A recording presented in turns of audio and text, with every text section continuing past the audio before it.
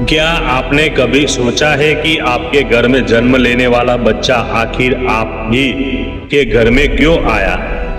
दुनिया में करोड़ों परिवार है, लेकिन किसी विशेष आत्मा ने आपको ही अपने माता पिता के रूप में क्यों चुना? क्या संतान केवल शरीर से जन्म लेने वाला एक बच्चा है, या वह आपके पिछले कर्मों का परिणाम भी है? गरुड़ पुराण, भगवद गीता और अनेक आध्यात्मिक परंपराओं में एक गहरा रहस्य बताया गया है कि माता पिता और संतान का संबंध केवल इस जन्म का नहीं होता, बल्कि कई जन्मों से जुड़ा हुआ होता है। आज की इस वीडियो में हम जानेंगे कि संतान और आत्मा का रहस्य क्या है, क्यों कुछ बच्चे माता पिता के जीवन में सुख लेकर आते हैं जबकि कुछ चुनौतियां लेकर आते हैं, और कैसे आपकी संतान आपके कर्मों का आईना बन सकती है। वीडियो को अंत तक जरूर देखिए, क्योंकि आखिरी रहस्य जानने के बाद शायद आप अपने बच्चों को कभी पहले जैसी नजर से नहीं देख पाएंगे। तो नमस्कार दोस्तों, आपका स्वागत है। आज हम बात करेंगे, आपकी संतान ही आपका कर्म है, बच्चे और आत्मा का रहस्य। आध्यात्मिक दृष्टिकोण के अनुसार यह संसार केवल शरीरों का मेल नहीं है। हर व्यक्ति एक आत्मा है जो अनेक जन्मों की यात्रा कर रही है। जब किसी बच्चे का जन्म होता है तो सामान्य रूप से हम सोचते हैं कि वह माता पिता की इच्छा या प्रकृति की प्रक्रिया का परिणाम है, लेकिन आध्यात्मिक मान्यता कहती है कि जन्म केवल जैविक प्रक्रिया नहीं है। हर आत्मा अपने कर्मों के अनुसार एक विशेष परिवार में जन्म लेती है। यही कारण है कि एक ही घर में जन्म लेने वाले दो बच्चों का स्वभाव, सोच, आदतें और जीवन की दिशा एक दूसरे से बिल्कुल अलग हो सकती है, क्योंकि उनका शरीर नया है लेकिन आत्मा की यात्रा बहुत पुरानी है। कहा जाता है कि आत्मा जन्म से पहले उन परिस्थितियों का चयन करती है जहां उसे अपने अधूरे कर्मों को पूरा करना होता है, और इसी कारण कुछ आत्माएं आपके जीवन में संतान बनकर आती है। अब प्रश्न उठता है कि क्या सचमुच संतान हमारे कर्मों से जुड़ी होती है? आध्यात्मिक मान्यताओं के अनुसार इसका उत्तर है हाँ। कई संतों और ऋषियों ने कहा है कि माता पिता और संतान के बीच का संबंध कर्मों के धागों से बुना हुआ होता है। कभी कोई आत्मा हमारे प्रति ऋणी होती है तो वह संतान बनकर आती है। कभी हम किसी आत्मा के ऋणी होते हैं तो वह भी हमारे घर जन्म ले सकती है। कभी कोई आत्मा हमें प्रेम सिखाने आती है तो कभी कोई आत्मा हमें त्याग सिखाने आती और कभी कभी कोई आत्मा हमारे जीवन की सबसे बड़ी परीक्षा बनकर आती है। सोचिए, कुछ माता पिता अपने बच्चों से आध्यात्मिक सुख पाते हैं, जबकि कुछ माता पिता बहुत संघर्ष झेलते हैं। यदि केवल वर्तमान जन्म ही कारण होता तो यह अंतर क्यों होता? आध्यात्मिक दृष्टि कहती है कि इसके पीछे कर्मों का गहरा विज्ञान काम कर रहा होता है।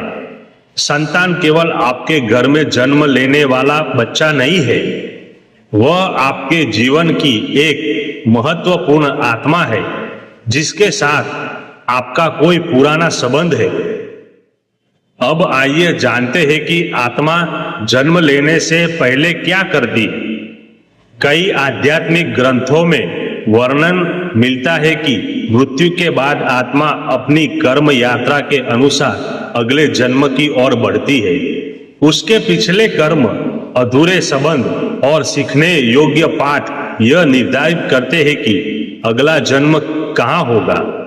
इसी प्रक्रिया में वह एक ऐसे परिवार की ओर आकर्षित होती है जहां उसके कर्मों का हिसाब पूरा हो सके। यही कारण है कि कई बार माता पिता और बच्चों के बीच एक अजीब सा जुड़ाव महसूस होता है। कभी ऐसा लगता है जैसे हम उसे पहली बार नहीं मिले। कभी किसी बच्चे की आंखों में देखकर ऐसा अनुभव होता है कि यह रिश्ता बहुत पुराना है।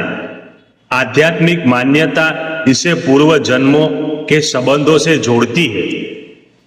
अब बात करते हैं उन बच्चों की जो माता पिता के जीवन में अपार सुख लेकर आते हैं। ऐसे बच्चे अक्सर परिवार में प्रेम, सम्मान और उन्नति का कारण बनते हैं।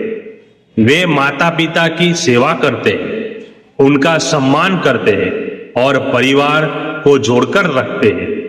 आध्यात्मिक दृष्टिकोण कहता है कि ऐसी आत्माएं अक्सर सकारात्मक कर्म संबंधों के कारण जन्म लेती हैं। दूसरी ओर कुछ बच्चे माता पिता के लिए कठिनाइयां लेकर आते हैं। वे विद्रोही हो सकते हैं, परिवार से दूर हो सकते हैं या माता पिता को मानसिक कष्ट दे सकते हैं।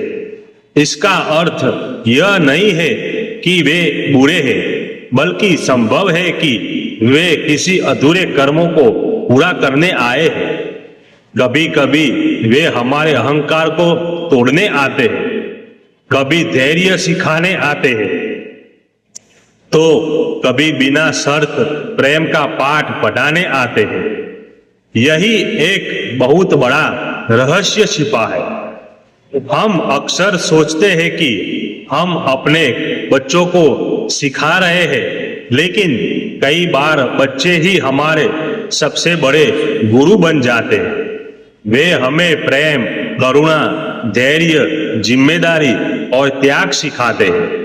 जब कोई व्यक्ति माता पिता बनता है तो उसका जीवन पूरी तरह बदल जाता है। वह केवल अपने लिए नहीं जीता, उसका हृदय विस्तृत हो जाता है। यह परिवर्तन भी आत्मिक विकास की प्रक्रिया का हिस्सा माना जाता है। अब एक महत्वपूर्ण प्रश्न, क्या बच्चों पर अपना अधिकार समझना उचित है? भगवद गीता और कई आध्यात्मिक शिक्षाएं कहती है कि हम किसी आत्मा के मालिक नहीं है। संतान हमारे माध्यम से इस संसार में आती है, लेकिन वह हमारी संपत्ति नहीं है। उसकी अपनी आत्मिक यात्रा है, उसका अपना उद्देश्य है। हमारा कर्तव्य केवल मार्गदर्शन करना है, नियंत्रण करना नहीं।